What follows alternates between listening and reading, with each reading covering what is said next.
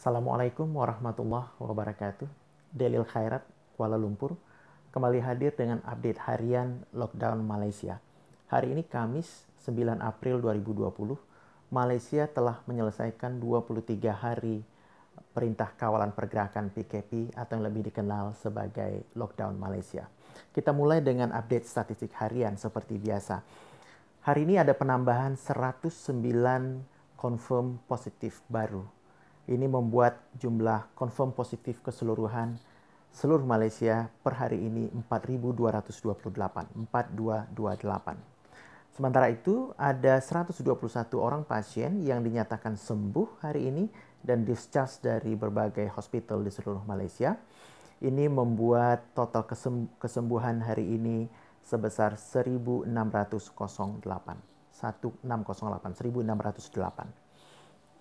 Ini adalah kabar gembira karena 3 hari dalam satu pekan terakhir jumlah kesembuhan harian melampaui jumlah confirm positif baru.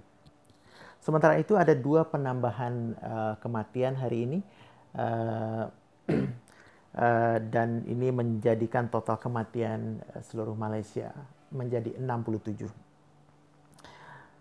Sisanya ada 2.553 yang dirawat di seluruh hospital di seluruh Malaysia. Dari 2.553 ini, 72 orang dirawat di dalam ICU atau unit rawatan rapi, dan 43 diantaranya memerlukan bantuan ventilator atau alat bantu pernafasan.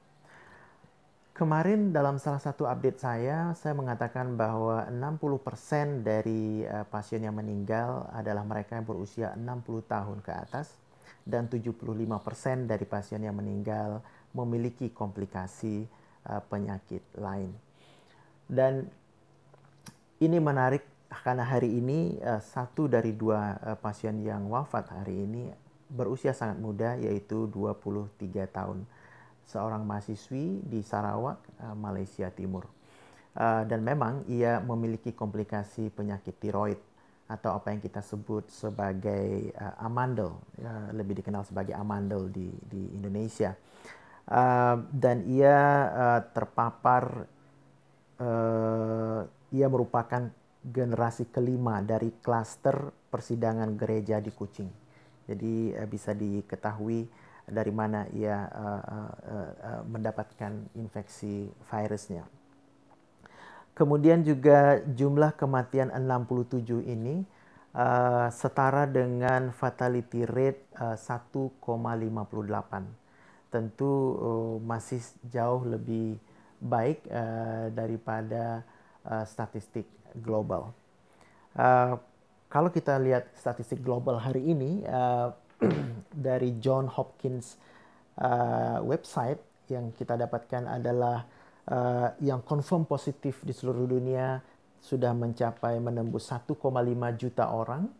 Tetap Amerika Serikat di peringkat pertama, lebih dari 430.000 orang telah terinfeksi di Amerika. Dan kematian cukup melonjak cukup tinggi, ada 89.931. Hampir 90.000 kematian di seluruh dunia. Dan ini membuat fatality rate melonjak menjadi 5,98 hari ini, hampir 6%. Semalam saya update posisinya kalau tidak salah 5,6% saja. Sekarang sudah hampir 6%, 5,98% tepatnya. Jadi kita bisa lihat meski Malaysia menunjukkan perkembangan statistik yang stabil dan cukup menimbulkan atau mengobarkan optimisme dalam penanganan coronavirus, tetapi secara global statistik masih penuh ketidakpastian, di mana tingkat pertambahan confirm positif baru dan juga kematian masih menunjukkan tren yang meningkat.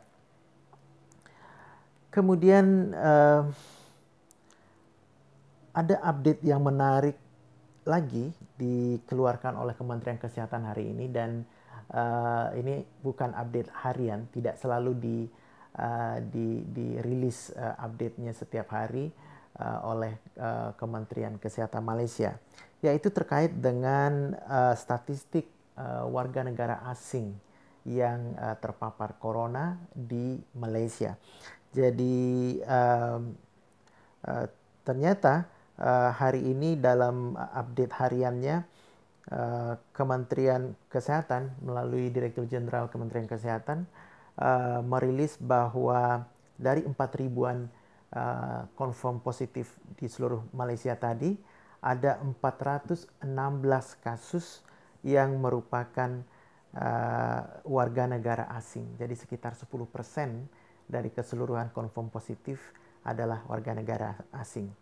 Dan warga negara dengan peringkat pertama adalah Indonesia dengan 51 orang confirm positif corona. Jadi ada 51 orang WNI, warga negara Indonesia di Malaysia confirm positif corona.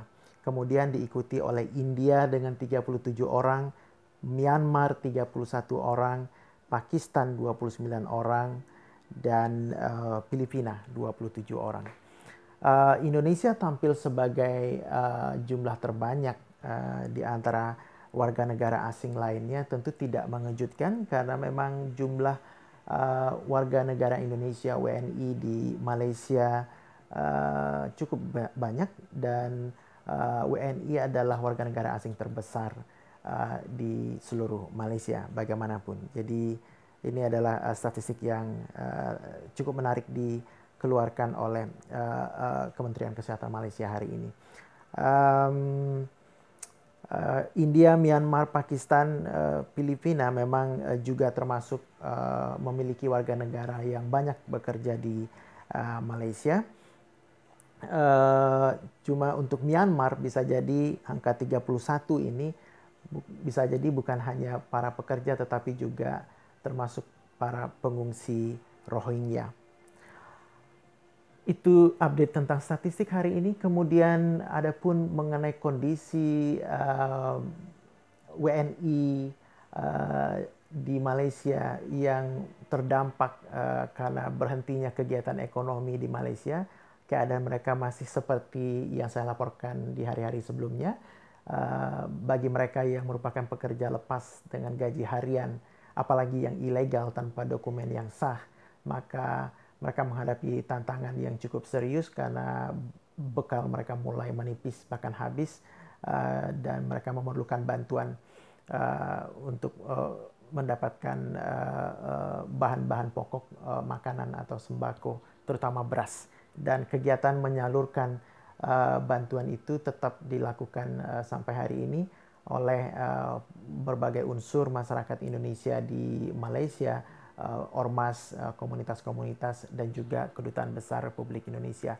Tapi kita tidak bisa menjanjikan apakah semua yang mengalami kesulitan itu dapat dijangkau dengan baik, karena pertama adanya lockdown, pembatasan pergerakan, sehingga untuk bagi para relawan untuk menghantar suatu beras, beberapa kantong beras perlu mendapatkan approval atau izin dari kepolisian Malaysia. Kemudian kita juga tidak memiliki data yang akurat mengenai berapa jumlah pasti WNI yang terdampak dan di mana mereka tinggal dan separah apa situasi mereka.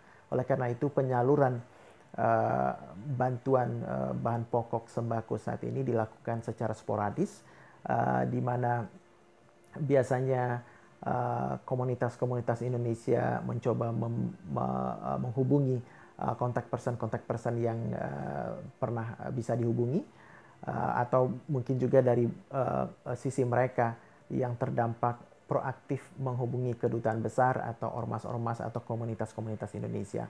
Lalu dari informasi yang diterima, relawan biasanya segera bergerak mencoba menjangkau mereka, apakah langsung menghantar ke mereka beras atau mie instan atau minyak goreng, atau juga barangkali bila memungkinkan mengirimkan uang ke salah satu mereka dan meminta mereka untuk membelanjakan uang itu ke toko runcit, kedai runcit atau kedai kelontong terdekat untuk mereka bisa mendapatkan bahan makanan. Jadi apabila lockdown ini akhirnya diperpanjang misalnya, insya Allah pengumumannya akan dilakukan besok menurut beritanya, maka persoalan WNI terdampak inilah yang cukup berat sesungguhnya bagi pemerintah Indonesia dan mestinya menjadi perhatian pemerintah Indonesia karena mereka adalah semua warga negara Indonesia, mereka adalah pahlawan devisa. Setiap tahun, setiap bulan begitu banyak jutaan miliaran uang kembali ke tanah air dari hasil keringat mereka di negeri orang. Mudah-mudahan itu tidak terjadi, mudah-mudahan mereka tetap bisa bertahan dan saling support. Mudah-mudahan juga komunitas, ormas, dan pemerintah tetap bisa memaksimalkan upaya mendukung, membantu mereka. Demikian dulu update saya hari ini. Mudah-mudahan wabah corona ini cepat berlalu. Anda semua dimanapun berada di tanah air, stay safe, jaga jarak, jangan kemana-mana. Wassalamualaikum warahmatullahi wabarakatuh.